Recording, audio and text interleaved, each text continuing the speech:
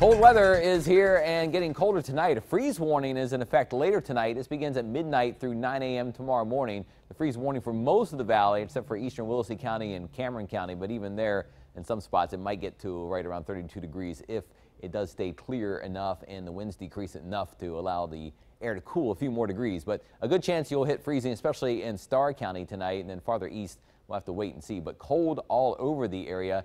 Temperatures will be cold and feeling colder with still the breeze around. Remember, the breezes were blowing this morning, keeping the wind chill temperatures in the 30s. Once we cool off more tonight, there's still at least a light breeze around in some areas, and it will allow it to feel like it's in the mid to upper 20s. So overnight, of course, the same time frame, midnight to 9 a.m., there is a wind chill advisory in effect.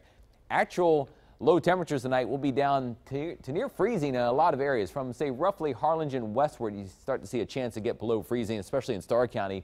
Forecasting a low of 29 in Rio Grande City, 31 in Edinburgh, 34 in the city of McAllen. Might keep you a little above freezing, but if you live on the suburbs or right on the edge of McAllen, you still have a chance of maybe touch freezing. Brownsville and near the coast might stay just above freezing, but we'll have to wait and see for some of these other locations in Cameron and Willacy counties. And if you're thinking, you know, I don't think it's usually this cold in November, well, you would be right. The last November day, I looked it up here in the books, that it made it down to 32 degrees or colder for these three cities, Brownsville, Harlingen, and McAllen. You have to go back a few years, at least 25 years.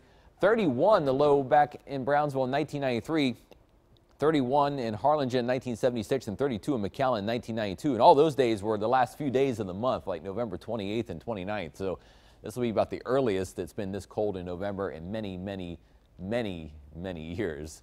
And we'll have a little bit more maybe on that later. But I think also the numbers I was looking at, only about an average of once every 20 to 25 years in Brownsville it gets down to this cold if you take all the numbers over the last 120 years. So again, it doesn't get this cold very often, but here we are stuck with it. Current temperatures down to 48 right now in McAllen, 45 in Harlingen, 45 in Rio Grande City. It's going to be hard to warm up today. The clouds will start to thin out some from west to east, but the cold wind still blowing. You see the wind sustained at 24 miles per hour in Harlingen, 20 in Brownsville. A little less wind in Starr County.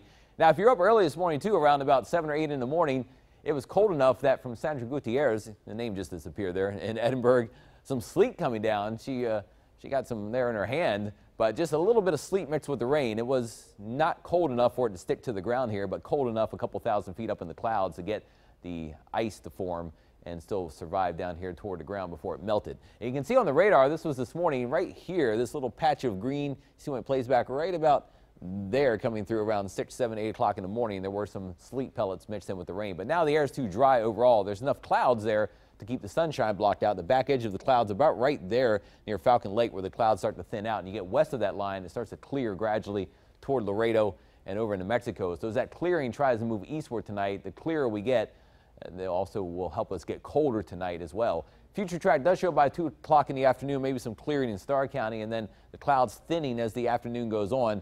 Chilly and still kind of breezy weather. The breeziest conditions along the coast through tonight and tomorrow, but still a light breeze around keeps it feeling colder than it really is with just the air alone. So by tomorrow morning, freezing temperatures possible, especially in upper parts of the valley. During the day, though, we have a lot of sunshine. We should be back upper 50s, maybe right around 60 or a little bit better by afternoon, but the breeze still kind of blowing a little bit from the north around 10 to 20 miles per hour, especially again near the coast. And I think finally by the time we get to Thursday, the winds subside more everywhere, and we're looking for just a sunny, fairly calm day with very light winds just about across the valley. So it does look like a nice day on Thursday if you want to get out and enjoy the lack of wind. Thursday and Friday look like some very sunny, calmer days. Today, though, 51, trying to get up there today. A few spots where it stays cloudier in the lower valley. May have a hard time getting out of the upper 40s today.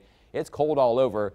Wind chill staying in the 30s and lower 40s. And by tonight, we drop down to about 32. Freeze warning for most of the valley late tonight. The coldest temperatures likely in Starr County, maybe northwest Hidalgo County, out in the ranch country areas, rural areas, but a lot of cold temperatures all around tonight. First 1570 forecast, it stays chilly tomorrow.